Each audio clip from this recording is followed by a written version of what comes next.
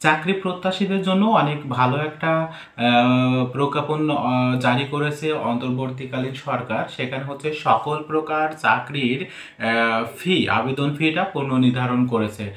সেখানে দেখা যাচ্ছে যে আগের থেকে অনেকটাই কমে এসেছে আবেদনের জন্য। তো আমি আপনাদের দেখাবো যে বর্তমানে কততম গ্রেডে চাকরির আবেদন করতে কত টাকা বর্তমান দিতে হবে। তো দেখেন এখানে হচ্ছে নবম গ্রেড বা তদূর্ধ্ব বা নন ক্যাডার এদের হচ্ছে 200 টাকা দিতে হবে, এর সাথে কিছু ভ্যাট ট্যাক্স যোগ হবে। দশম গ্রেডের জন্য 200 টাকা, 11তম এবং 12তম গ্রেডের জন্য 150 টাকা, 13তম থেকে 16তম গ্রেডের জন্য 100 টাকা, 17তম থেকে 20তম গ্রেডের জন্য এখানে হচ্ছে 50 টাকা, এবং সকল গ্রেড অনগ্রসর নাগরিক যারা তাদের জন্য মাত্র 50 টাকা। এটা হচ্ছে সকল গ্রেডের জন্য।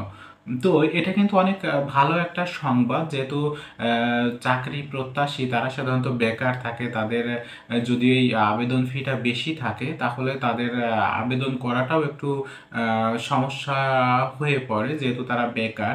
তো এটা কিন্তু চাকরি প্রত্যাশীদের জন্য অনেক সুন্দর একটা উদ্যোগ গ্রহণ করেছে সরকার।